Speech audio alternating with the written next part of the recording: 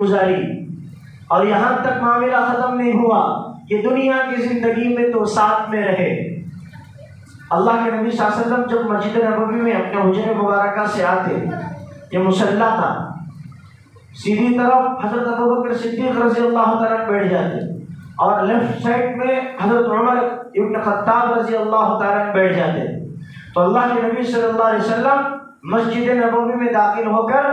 دونوں صحابی یعنی صدیق و عمر پر ہاتھ کندھے پر رکھ کے ایسے اٹھاتے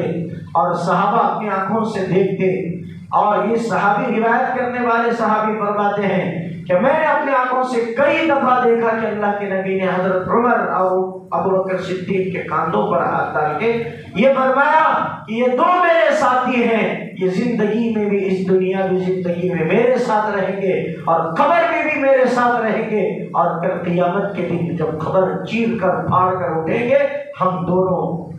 یعنی ہم تینوں اٹھیں گے، میں اور میرے یہ دو ساتھی عمر اور ابوبکر۔ کیا مقام ہوگا، کیسا مرتبہ ہوگا؟ اور یہی حال ہوا، یہ دو ساتھی عمر اور ابوبکر پوری زندگی نبی کے ساتھ رہے، نبی کے سکھ میں بھی رہے، نبی کے دکھ میں بھی رہے، نبی کے خوشی میں، نبی کی غمی میں، ہر موڑ میں، ہر ماحول میں یہ نبی کے ساتھ رہے، کبھی نبی کا ساتھ نہیں چھوڑا۔ تکلیف آئی نبی کا ساتھ چھوڑ کر بھاگ کر نہیں چلے گئے، خوشی کا موقع آیا تو نبی کو ساتھ چمٹ لیا، ایسا نہیں ہوا۔ یہ دونوں نے اپنی جان کو سامنے رکھ کر نبی کی حفاظت کی ہے۔ رضی اللہ عنہم ورضوا عنہ کا لقب دے کر اللہ نے ان کو دنیا سے بلایا۔ ان کی عزت و رفعت کے اکرام کے کیا کہیں، جنہوں نے زندگی میں بھی ساتھ رہا اور اب خبر میں بھی ساتھ ہیں، خبر میں بھی ساتھ ہیں۔ اور میدان محشر میں جب قیامت کے دن اٹھیں گے تینوں ساتھی اٹھیں گے۔ حاجی لوگ عمرہ کرنے والے مکے کو جاتے ہیں، اس کے بعد پھر مسجد نبوی مدینہ المنورہ کو پہنچتے ہیں، کیونکہ مکے کے اندر عمرہ اور حج ہوتا ہے، مدینے کے اندر حج اور عمرے کا کوئی رکن نہیں ہے۔ آپ حج کو گئے، عمرے کو چلے گئے تو آپ مدینے کو لے گئے تو آپ کی حج عمرے میں کوئی فرق نہیں پڑتا، آپ کا حج عمرہ قبول ہو جاتا، کیونکہ جتنے حج کے ارکانات ہیں، جتنے عمرے کے ارکانات ہیں وہ پورے مکے میں ہیں۔ احرام باندھنا یہ مکے سے تعلق ہے، کعبۃ اللہ کا طواف 7 چکر لگانا یہ مکے سے تعلق ہے، پھر حجر اسود کے پاس استلام کرنا، اللہ اکبر بول کے ہاتھ اٹھانا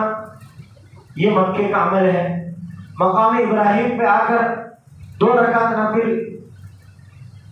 ابراہیم مصلی پر آ کے کھڑے ہو کر نماز پڑھنا یہ عمرے کا ایک رکن ہے، اور یہ مکے میں عمل کیا جاتا ہے نہ کہ مدینے میں۔ اس کے بعد صفا اور مروہ کی 7 چکریں کاٹنا، صفا سے مروہ، مروہ سے صفا، صفا سے مروہ، مروہ سے صفا، تقریباً 2.5-3 کلومیٹر کا فاصلہ ہوگا، یا 2 کلومیٹر سے زیادہ فاصلہ ہوگا، بہت دور صفا مروہ، اس کی 7 چکریں لگانا یہ مکے عمرے کا ایک رکن ہے، لیکن یہ مکے میں کیا جائے گا عمل۔ پھر یہ 7 چکریں ہو گئی، حلق کرانا یعنی بالوں کو صاف کرنا، مرد پورے بالوں کو صاف کرے گا، عورتیں اپنے بالوں کو پکڑ کر تھوڑا سا 1 انچ 2 انچ کٹ کرے گی مروہ پہ جا کے آخر میں۔ یہ عمرے کا رکن ہے، اس کے بغیر عمرہ نامکمل ہے، اور یہ مکے میں کیا جاتا ہے۔ پھر اس کے بعد دعا کر کے اپنے جو ہے گھر میں کمرے میں جا کر احرام کو کھول دیے، عمرہ مکمل۔ اب مدینے کو جانے کی ضرورت نہیں ہے، کیونکہ عمرہ حج یہیں پہ مکمل ہوتا ہے۔ لیکن وہ کتنا بد نصیب ہے وہ آدمی، کتنا بد نصیب ہے وہ امتی کہ جو مکے کو پہنچ جائے حج اور عمرے کی نیت سے، لیکن وہ نبی کے روضے کے پاس حاضری نہ دے، نبی کے روضے کے پاس درود و سلام تو سلام کا نذرانہ پہنچانے کے لیے وہاں پہنچے، پھر اس سے بڑا بد نصیب اس زمین پر کوئی نہیں ہوگا۔ بڑا بد نصیب ہوگا وہ آدمی جو نبی کے روضے کے پاس نہ جاتا۔ تو کوئی گئے ہیں عمرے کو حج کو تو آپ دیکھیں کہ ہم جب باب سلام سے داخل ہو کر باب جبرائیل سے باہر نکلتے ہیں، یعنی مسجد نبوی صلی اللہ علیہ وسلم میں نماز کے لیے اس طرف سے آنا پڑتا ہے، حی علی الصلاۃ کی جانب سے، اور نماز پڑھ لی ہے، نماز کے بعد یا نماز کا ٹائم نہیں ہے تو درود سلام پڑھنے کے لیے ہم سیدھا پھر اس طرف حی علی الفلاح کی طرف سے نکلنا ہے۔ جب حی علی الفلاح کی طرف سے نکلیں گے تو نبی علیہ الصلوۃ والسلام کا روضہ مبارک ہے، یعنی آپ صلی اللہ علیہ وسلم کی قبر مبارک ہے، تو اندر جانے میں ہے۔ اللہ کے نبی صلی اللہ علیہ وسلم حجرے مبارکہ میں آرام کر رہے ہیں، اس طرح آرام کر رہے ہیں، نبی صلی اللہ علیہ وسلم یہاں آرام کر رہے ہیں، یہ دیکھیے یہ نبی صلی اللہ علیہ وسلم آرام کر رہے ہیں۔ نبی صلی اللہ علیہ وسلم کے ایک دم کاندھے پر، کھاندہ جہاں پہ نبی کا کھاندہ شروع ہوتا ہے وہاں حضرت ابوبکر صدیق رضی اللہ تعالیٰ کا سر ہے،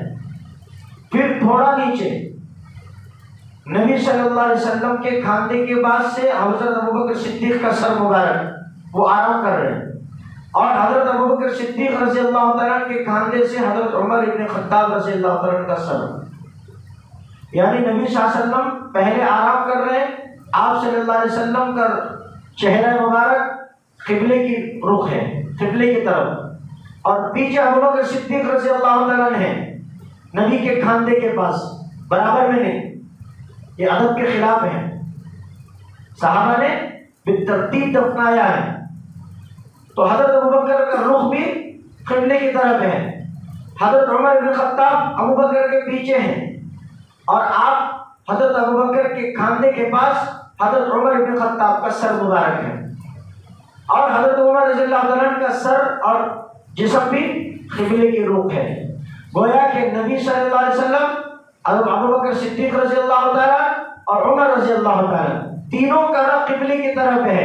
لیکن اللہ کے نبی قبلے کی طرف نظر دوڑائے ہیں اور محبوب خدا کو مصطفیٰ کے رخ انور کو صدیق اکبر گویا کہ دیکھ رہے ہیں، اللہ کے نبی صلی اللہ علیہ وسلم کو، پیارے نبی صلی اللہ علیہ وسلم اللہ کے نبی صلی اللہ علیہ وسلم کو حضرت صدیق اکبر دیکھ رہے ہیں، کیونکہ نبی کے پیٹھ کے پیچھے حضرت ابوبکر کا سر مبارک ہے، اور پیچھے حضرت عمر بن خطاب ہیں، حضرت عمر بن خطاب رضی اللہ تعالیٰ دونوں کو دیکھ رہے ہیں، دونوں اپنے ساتھیوں کو، نبی کو بھی اور صدیق اکبر کو بھی۔ تو یہ مقام اللہ تعالیٰ نے ان کو دیا۔ اب یہ ان کی عزت کے کیا کہیں حضرت عمر، حضرت صدیق کے، کہ خبر میں بھی یہ لوگ نبی کے ساتھ آرام کر رہے ہیں۔ اللہ اکبر، کتنے بڑے خوش نصیب لوگ ہیں، کیسی